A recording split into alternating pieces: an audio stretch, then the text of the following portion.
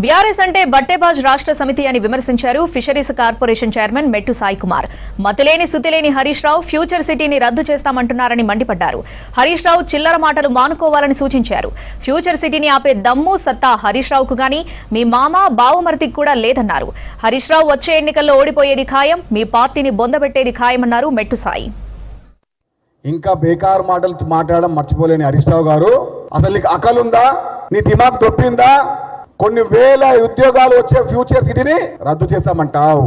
అప్పుడు చంద్రబాబు గారు cyber city ఏ విధంగా తీసుకొచ్చారు, రేవంత్ రెడ్డి గారు ఇప్పుడు ఫ్యూచర్ తీసుకొచ్చారు. ఫ్యూచర్ అంటే మన భవిష్యత్తు. మన భవిష్యత్తుని ఈ దుర్మార్గుడు హరీష్ రావు రద్దు చేస్తారంట. ఒరే దుర్మార్గులారా, 10 సంవత్సరాలు తెలంగాణ పదాన్ని కానీ పట్టించుకున్న పాపాల పోరా దుర్మార్గులారా మీరు. నీ పార్టీ తెలంగాణలో వచ్చేది లేదు, మళ్ళీ బతికేది లేదు. తెలంగాణ యువత, తెలంగాణ పదానికం, తెలంగాణ పదా సంఘాలు, తెలంగాణ అమరవీర కుటుంబాలందరూ మీ బీఆర్ఎస్ పార్టీని కలిసి 100 లోతుల కోర్టులోకి బొందబెట్టిరని చెప్పి మర్చిపోతున్నారా?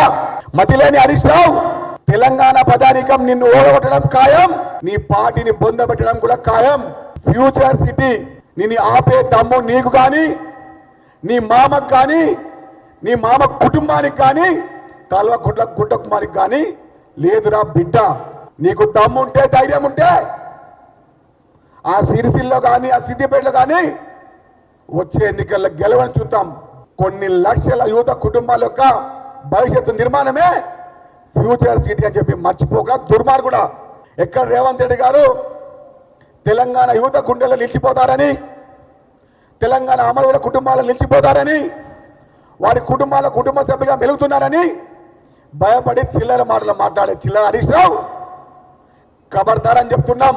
ముఖ్యమంత్రి రేవంత్ రెడ్డి గారి కాలి కోటి సరిపోని కొంతమంది నాయకులు చిల్లర మాటలు మాట్లాడుతూ ఉన్నారు. మాట్లాడిన దుర్మార్గులారా, మీరు పొరులు దండాలు పెట్టినా, మీరు మోకాల యాత్రలు చేసినా, మీరు మీ ముక్కులు నేలకు రాసినా తెలంగాణకు చేసిన పాపాలు ఇసుమంతైనా తుడిచిపోదు. ఫ్యూచర్ సిటీని ఎవరిని అడ్డుకుంటే అడ్డంగా నరికేస్తామని చెప్తున్నాం. ముఖ్యమంత్రి రేవంత్ రెడ్డి గారికి 4 కోట్ల ప్రజలకు ఆశీర్వాదం ఉంది, అమరవీరుల కుటుంబాల ఆశీర్వాదం ఉంది, నిరుద్యోగుల ఆశీర్వాదం ఉంది, అలాగే తెలంగాణ మహిళలకు ఒక ఆశీర్వాదం ఉంది. నిరుపేద కుటుంబాల ఇంటి పెద్ద కొడుకుగా పనిచేస్తూ ఉన్నాడు, రైతన్నలకు పెద్ద కొడుకుగా పనిచేస్తూ ఉన్నాడు. తెలంగాణ నిర్మాణాన్ని గత 10 సంవత్సరాలు పొందబెట్టిన ఈ దుర్మార్గుల్ని నిట్టయంలో పొందబెట్టడానికి తెలంగాణ ప్రజలు నిలువెత్తున్న నాక్షంగా ఉన్నారు. బీఆర్ఎస్ అంటే బట్టేబాజ్ రాష్ట్ర సమితి అని చెప్పి అందరికీ తెలుసు.